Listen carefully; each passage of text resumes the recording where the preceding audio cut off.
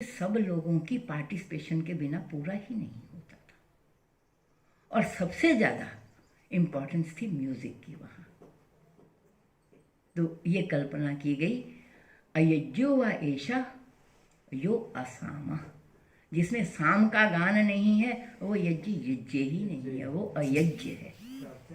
ये संगीत है हमारा, अयज्यो व ऐशा यो असामा, जिसमें साम का गान नहीं है वो यज्ञ यज्ञ ही नहीं है। तो इस तरह से हर एक मंत्रों के जो संकलन थे, ऋग्वेद, यजुर्वेद, सामवेद, अथर्ववेद, इन सबों की एक्सप्लेनेशन जो है यज्ञ परक व्याख्यान जो हुए वो ब्राह्मण ग्रंथ कहलाए। ऋग्वेद का ऐतरेय ब्राह्मण, यजुर्वेद का शतपथ, यजुर्वेद की 2 धाराएं प्रचलित हैं आज, एक उत्तर भारत की परंपरा है, एक दक्षिण भारत की परंपरा है। उत्तर भारत की परंपरा को शुक्ल परंपरा कहते हैं और दक्षिण भारत की परंपरा को कृष्ण यजुर्वेद की परंपरा को कहते हैं। मैंने यजुर्वेद में दक्षिण भारत की परंपरा को ज्ञान हासिल किया, जितना भी मुझे आता है। मैं दक्षिण परंपरा से संबंध हूँ, तैत्रीय परंपरा से।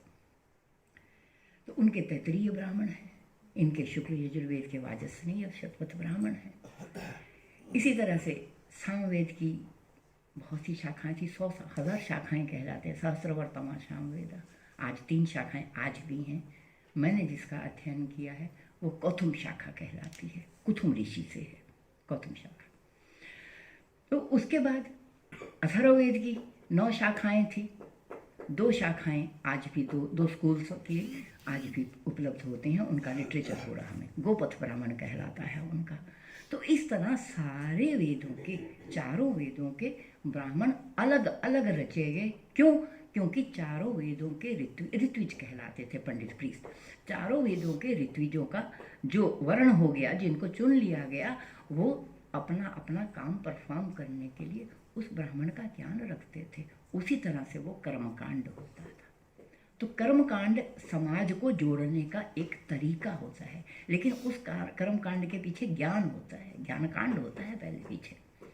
तो उस कर्म से सारे जुड़ने लगे, यज्ञ से जुड़ने लगे।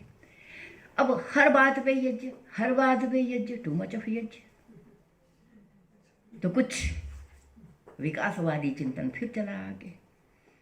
तो वो कहते हैं कि अब आप कहते हो कि जी ये वाले से स्वर्ग मिलेगा, तो वहाँ ये मिलेगा, वहाँ ऐसी सुविधा मिलेगी, चलिए हमें ऐसी सुविधा चाहिए नहीं, हम नहीं करते ये। ऐसा भी तो है।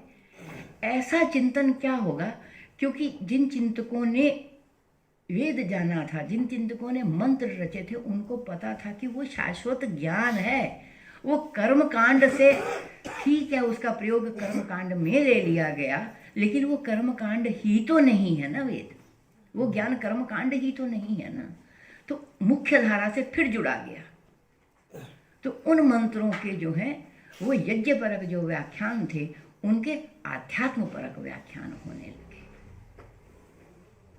तो वो आध्यात्म परक व्याख्यान जो होने लगे, जिन्होंने अपने को यज्ञ से लेकर के ज्ञान के साथ जोड़ा, और वो लोग अकेले रहने लगे, अकेले रह करके अभ्यास करने लगे।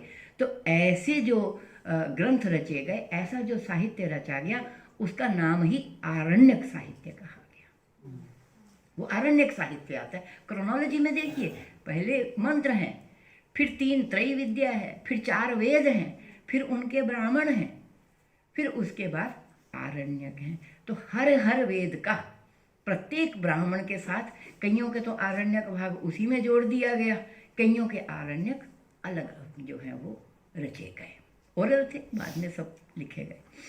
तो इस तरह से आरण्यक साहित्य जो था वो प्रवृत्त कराता है यज्ञ में। ये यज्ञ से निवृत्त होकर भी वैदिक ज्ञान की तरफ जोड़े रखता है ज्ञान के साथ। तो ये आरण्यक लिटरेचर रचा गया।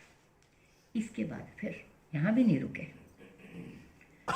तो आरण्यक में पूरी व्याख्याएं वैसी नहीं थी, चिंतन और आगे बढ़ गया।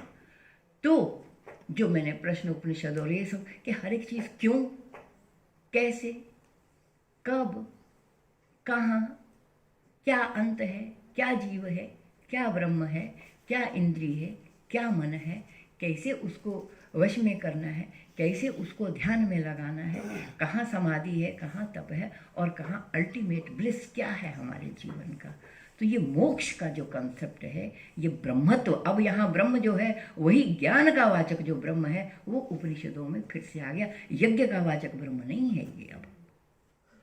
अब ये जो ज्ञान का वाचक ब्रह्म था वो इसीलिए उपनिषदों का नाम वेदांत हुआ कि ये जो वेदांत है, वेद का ज्ञान का अंतिम पराकाष्ठा जो है वो मुक्ति है, मोक्ष है, बंधन नहीं है। वो जीवित रहते हुए भी मोक्ष है और वो मरणोपरांत तो मोक्ष है ही है। मरणोपरांत किसी ने देखा नहीं, इसलिए साधन करके हम जीवन में ऐसा रहें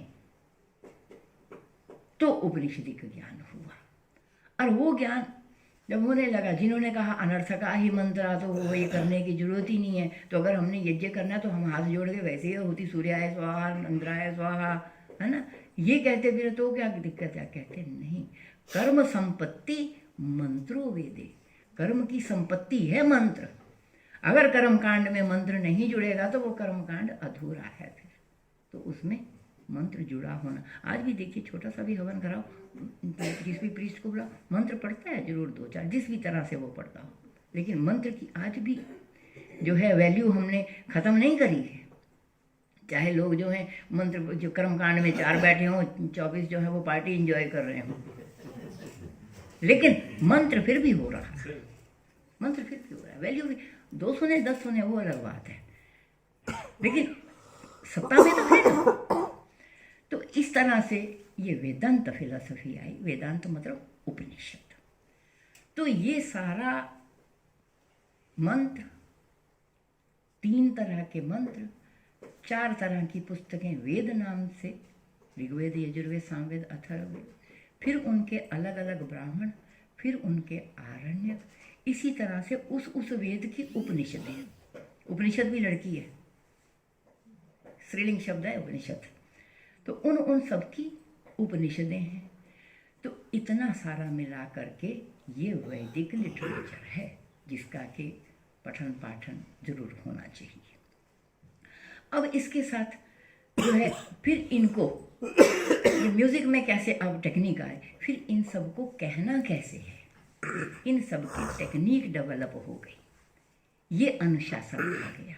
पहले तो सिलेक्शन हुआ है, लेकिन उस सिलेक्शन को कैसे, प्रोजेक्ट कैसे करना है, तो उस सब के जो तरीके थे वो सारे तरीके जो हैं एक और तरह का लिटरेचर रचा गया, उसका नाम है वेदांग।